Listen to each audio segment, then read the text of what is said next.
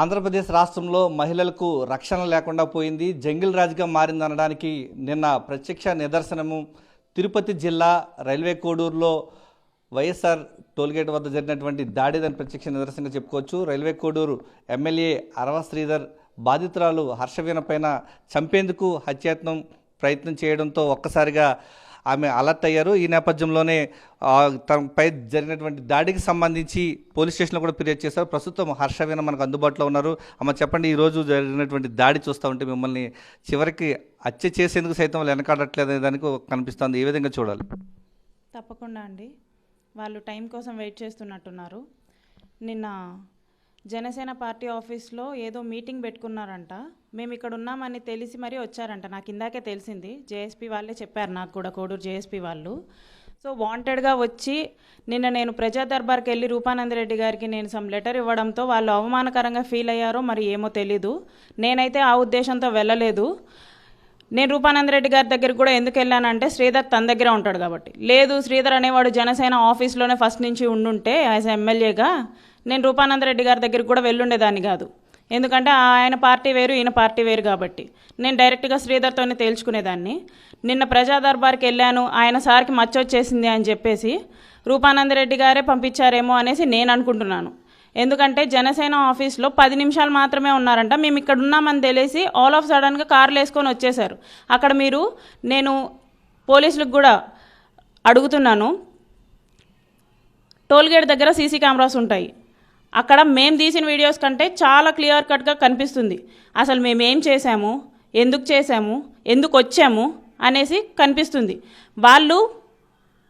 వాళ్ళేదో మీటింగ్కి వచ్చారేమో, వాళ్ళేదో ప్రోగ్రామ్ చేసుకోవడానికి వచ్చారేమో అనేసి మేము అనుకున్నాం. కానీ కాదు, వచ్చిన 5 నిమిషాలకే మా మీద దాడి చేయడం జరిగింది. చచ్చేంత వరకు కొట్టారు. ఆ అబ్బాయిని అయితే వెళ్ళిపోయేంత వరకు వదలలేదు. నేను ఎందుకు అనేసి అడిగినందుకు నా మీద కొట్టాడు. చూడాలి, పార్టీకి సంబంధం లేదు, పార్టీకి సంబంధం లేదు అని చెప్తూనే జనసేన పార్టీ వాళ్ళే వచ్చి నన్ను కొట్టడం జరిగింది. దీనికి పవన్ కళ్యాణ్ గారు ఏం సమాధానం చెప్తారో నేను కూడా వేచి చూస్తున్నాను. అంటే మహిళగా రక్షణ లేదన్నటువంటి పరిస్థితులు ఈరోజు రాష్ట్రంలో కనిపిస్తూ ఉన్నాయి. అది కాకుండా ఒక జనసేన పార్టీకి సంబంధించినటువంటి ఎమ్మెల్యే చేసినటువంటి అఘాయిత్యానికి బాధితులుగా మీరు ఉన్నారు. మీ పైన చంపేందుకు ఒక మహిళగా మిమ్మల్ని అంతం చేసేందుకు సైతం కూడా వెనకాడట్లేదండి. ఏ విధంగా చూడాలంటే ఈ ఘటన? అసలు చేయించిందే శ్రీధర్. అక్కడ శ్రీధర్ ప్రెజెన్స్ ఉంది, అక్కడ శ్రీధర్ ఉన్నాడు. నాకు తెలిసిన జేఎస్పీ వాళ్ళు అక్కడుండి నాకు ఈరోజు ఇప్పుడు చెప్పిన జేఎస్పీ వాళ్ళు ఏం చెప్తున్నారంటే, వెళ్ళి దాన్ని చంపేయండి అన్న, పోలికి కట్టేసి కొట్టండి, రోజుకొక వీడియో రిలీజ్ చేస్తుంది, ఎవరు తట్టుకుంటారు దీన్ని, తట్టుకోకపోతే వచ్చి చెప్పు, వచ్చి నిజాలు చెప్పు. నువ్వు తట్టుకోలేకపోతే, నీ తప్పు అంతగా లేకపోతే నీ తప్పున్నా లేకపోయినా నువ్వు వచ్చి నిజాలు చెప్పు. అది కాకుండా చేమ చచ్చినోడ్లాగా వెనకుండి కొట్టిస్తావేంటి?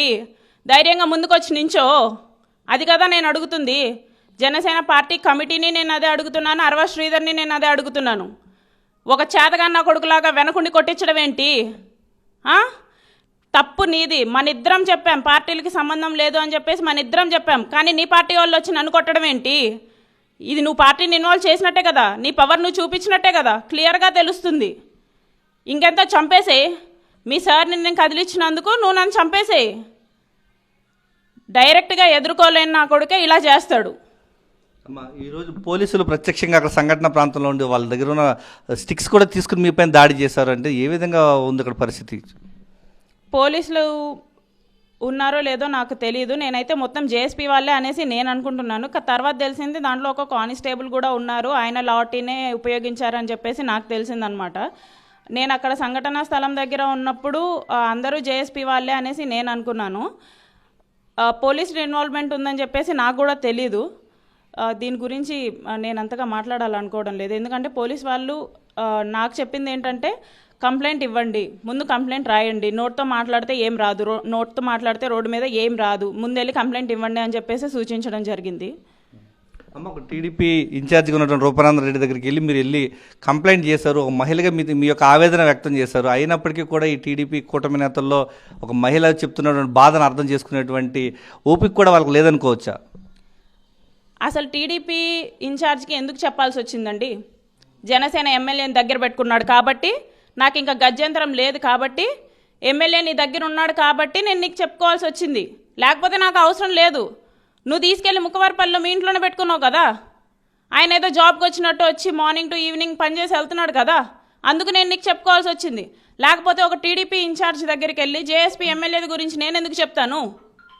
అందుకు నేను నీకు చెప్పుకోవాల్సి వచ్చింది. నేను నీకు ఏమని చెప్పాను?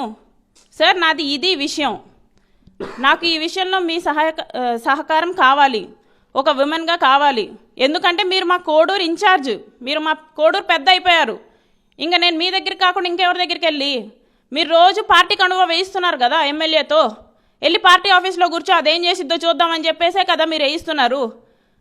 పవన్ కళ్యాణే పక్కన పెట్టినప్పుడు మీరు పక్కన పెట్టలేకపోతున్నారు అంటే మీరు ఇద్దరు కలిసి పవన్ కళ్యాణ్ గారు అవమానిస్తున్నట్టే కదా. దీని గురించి ఏమని మాట్లాడతారు? రూపానంద రెడ్డి గారు ఏమని మాట్లాడతారు? అరవ శ్రీధర్ ఏమని మాట్లాడతాడు? అవును నేను పార్టీ కండువా వేసుకుంటాను, పార్టీ ఆఫీస్లో వెళ్ళి కూర్చుంటాను అనేసి మాట్లాడతాడా? ఈరోజు మహిళకు చిన్న ఆపద వచ్చినా కూడా కొండంత అండగా నిలుస్తానని చెప్పేసి చెప్తున్నటువంటి డిప్యూటీ సీఎం పవన్ కళ్యాణ్ ఈరోజు మీకు జరుగుతున్న అన్యాయం పైన ఒక కమిటీ పేరుతో కాలయాపన చేస్తూ ఉన్నారు. డిప్యూటీ సీఎం పవన్ కళ్యాణ్ని ఆ పార్టీ అధ్యక్షుడిగా మీరు ఏం కోరబోతూ ఉన్నారు? సార్ పవన్ కళ్యాణ్ గారు ఇన్ని విషయాల్లో ఇప్పుడు ఎమ్మెల్యే నా విషయం కూడా విచారణ జరుగుతుంది అన్న నమ్మకంతోనే నేనున్నాను. కమిటీ కూడా ఎటువంటి తుది తీర్పు ఎందుకు ఇవ్వలేదంటే they are still enquiring on my case అని చెప్పేసి నేను అనుకుంటున్నాను. కానీ ఇది ఏదైతే జరిగిందో, నిన్న ఏదైతే జరిగిందో, ఒక మహిళని ఏం తప్పు చేశామని, అసలు ఏం చేశామని అంటే మేము కోడూరు రోడ్ల మీద నడవకూడదా? అంటే కోడూరులో మా పనులు మేము చూసుకోకూడదా? యాజ్ అన్ గవర్నమెంట్ ఎంప్లాయ్ నేను కోడూరు రోడ్లో నడుస్తాను, కోడూరులో నా పనులు నేను చేసుకుంటాను. దీంట్లో మీకు వచ్చిన నష్టం ఏంటి? మీకు తెలియకుండానే మీ పార్టీ వాళ్ళని పంపించేశారా? మీకు తెలియకుండానే మీ పార్టీ వాళ్ళు ఇవన్నీ చేస్తున్నారా? నేను నిజంగా కోరుకుంటున్నాను పవన్ కళ్యాణ్ గారు, మీరు ఇప్పుడు ఏం చేస్తారా అనేది. అంటే వాళ్ళు ఈరోజు మిమ్మల్ని రైల్వే కోడూరులో ఉండనివ్వకూడదు అనేది వాళ్ళు శాశ్వతంగా ఒక డిసైడ్ చేసుకుని మీ పైన దాడి జరిగింది. ఒక మహిళగా మీరు రాష్ట్ర ప్రజలకి కానీ ఇటు ఒక మహిళగా మీ యొక్క ఆవేదన ఏ విధంగా చెప్పబోతున్నారు రాష్ట్ర ప్రభుత్వానికి? రాష్ట్ర ప్రజలకి నేనేం చెప్తానండి, ఒక్కొక్కరిది ఒక్కొక్క ఒపీనియన్స్ ఉన్నాయి. అమ్మాయికి ఇలా జరుగుతుంది అని చెప్పినా సరే నేను కామెంట్స్ చూస్తున్నాను, వాళ్ళ రియాక్షన్స్ చూస్తున్నాను. అది పడుకున్నప్పుడు తెలీదా? అది వచ్చినప్పుడు తెలీదా? పడుకున్నాను కానీ మీరు శ్రీధర్ని అడగలేకపోతున్నారా? ఒక రిలేషన్షిప్లో ఉండి ఎందుకు వదిలేసావు నువ్వు? నేను కాదు కదా వదిలేసింది, శ్రీధర్ నువ్వు ఎందుకు వదిలేసావు? ఇలా వదిలేయకుండా ఉండుంటే ఇంత దూరం వచ్చేది కాదు కదా అనేసి మీరు అరవ శ్రీధర్ని అడగలేరా? అది కదా ఇక్కడ సమస్య. పడుకున్నాను, ఆడు నాతో పడుకున్నాడు, అదంతా బాగానే ఉంది, నువ్వెందుకు వదిలేసావు అనేసి నేను అడుగుతున్నాను. ఇదంతా కనుక లేకపోతే ఇంత దాకా వచ్చేది కాదు. ఒక అమ్మాయిని కొడుతున్నారు, ఒక అమ్మాయి ఏడుస్తుంది, రోడ్డు మీద ఏడుస్తుంది అంటే అది నువ్వు తెచ్చుకున్న కర్మ. అంటే రేపు నీ ఇంట్లో కూడా ఇలాగే జరుగుతుంది. నేను ప్రజలకు ఇదే సూచిస్తున్నాను.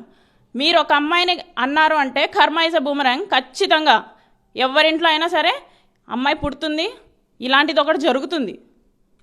పోలీస్ కంప్లైంట్ ఇచ్చున్నారు, పోలీసులు ఏమంటా ఉన్నారమ్మా ఈ జరిగిన ఘటనకు సంబంధించి? ఇంకా భవిష్యత్తులో కార్యాచరణ ఎలా ఉండబోతోంది మీరు? పోలీసులు అయితే ఎఫ్ఐఆర్ ఫైల్ చేయడం జరిగిందండి. వాళ్ళు చర్యలు తీసుకుంటామనేసే పాజిటివ్గానే రెస్పాండ్ అయ్యారు. చూడాలి మరి ఎటువంటి చర్యలు తీసుకుంటారు అనేది మేము ఈ రోజు నుంచి ఫాలోఅప్ చేసుకోవడం జరుగుతుంది. రాష్ట్ర ముఖ్యమంత్రి చంద్రబాబు నాయుడు దృష్టికి మంత్రి నారా లోకేష్ దృష్టి కూడా తీసుకెళ్లే ఆలోచనలు ఉన్నాయి మీ న్యాయం విషయం? వీడియోస్ ఇంత సర్క్యులేట్ అవుతుంటే వాళ్ళ దాకా చేరుండదు అనేది అవాస్తవం. ఖచ్చితంగా వాళ్ళ దాకా చేరుంటాయి. వాళ్ళు జరిగింది గమనించి తప్పొప్పులు వాళ్ళే నిర్ణయించుకొని తుది తీర్పు ఏమిస్తారో నేను కూడా వెయిట్ చేస్తున్నానండి. థ్యాంక్ యూ అమ్మా.